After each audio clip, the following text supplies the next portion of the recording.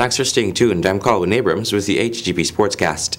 Plaisance Guardians clinched the second division title from Colts on Thursday night at the Cliff Anderson Sports Hall. Stanford Howard was there and brings you the scores. It was game on from jump ball when both teams brought their A game. Colts looking for a win in the second game after a disappointing loss on Tuesday night. But it was the Guardians who took the first quarter. With 2 minutes to end the second quarter, the Guardians let the Colts slip through the gate to take the first half 37-29.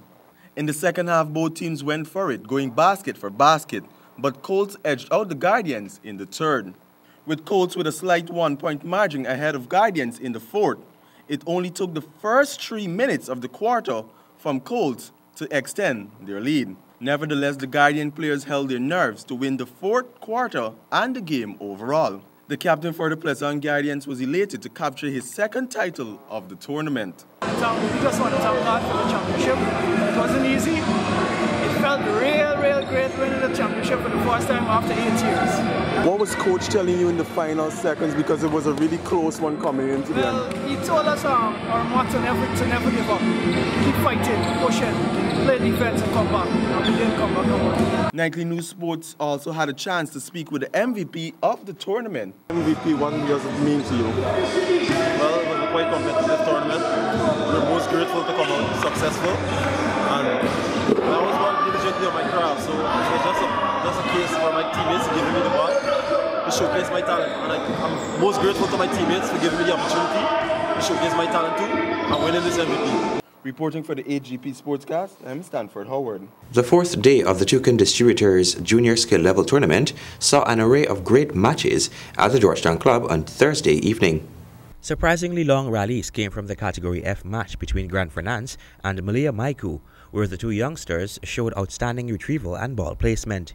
Fernance had to use his speed and recovery skills to move ahead of Maiku when they reached neck and neck at 8-all in the first game to win 11-8. Maiku came out strong to secure a 9-2 lead before conceding only 2 points more on her way to an 11-4 conquest. She then went on to dominate in a similar final game with an 11-3 win.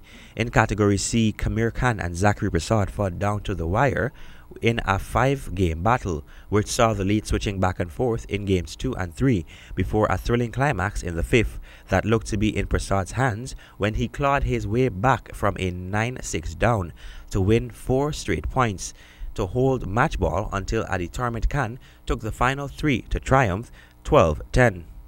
Ethan Jonas put up a valiant effort in his Category B match against Abo Said Cadogan, but her improved technique, swift court movement, and power allowed her to continue her winning streak with a close match score of 12-10, 11-9, and 15-13. In the Category A bout, top contender Wiltshire met a much improved Alfonso. The younger boy fought hard and fast for his well-earned points and played an outstanding match, but was unable to make headway against the exceptional Wiltshire, who reigned successful with an 11-4, 11-2, 11-3 victory. The two left-handed contenders of the tournament, Gianni Carpenter and Samuel Ince Carvajal, met in the other Category A match with a close first game ending in an 11-9 win for Ince Carvajal, who then picked up the pace to secure an 11-4, 11-0 finish. Rugby Americas North will host the 2018 RAN Sevens in Barbados this year. The 2018 RAN's men's and women's sevens will take place in Barbados over the weekend of September 22, 2018. The event will be hosted at the Hills Polo Ground in Holders Hill, St. James. For over a decade, RANS has organized the sevens tournament to increase competition within the region and provide member unions a professional setting to showcase the sport's rapid growth.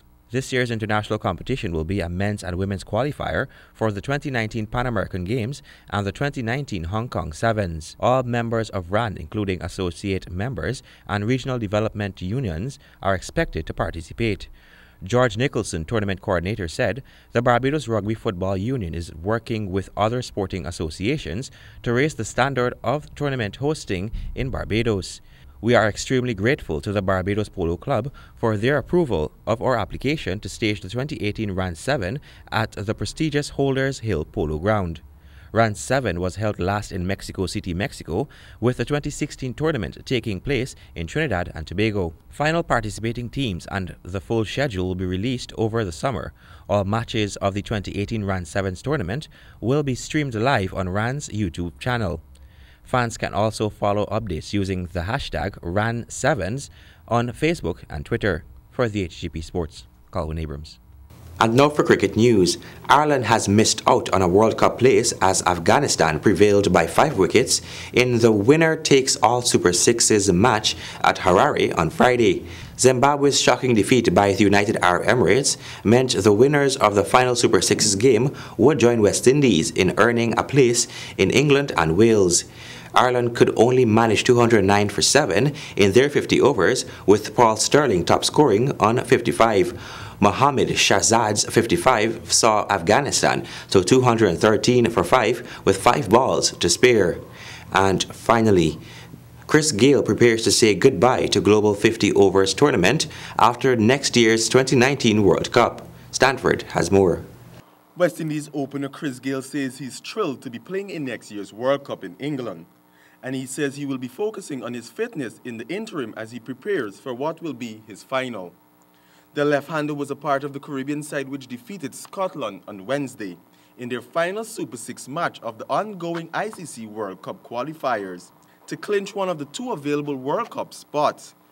Defending a paltry 198, West Indies had reduced the Scots to 125 for 5 in the 36th over, when a thunderstorm forced the abandonment of the contest. Scotland were 5 runs short of the Duckworth-Lewis system. Gayle said, "I'm so happy to have qualified for another World Cup. I just have to stay fit now, and we have a young team, but it will be my last World Cup, that is for sure. So I'm looking forward to it." An elated Gayle said afterwards, "I need a couple months to get properly fit, and especially I love playing in England and Wales.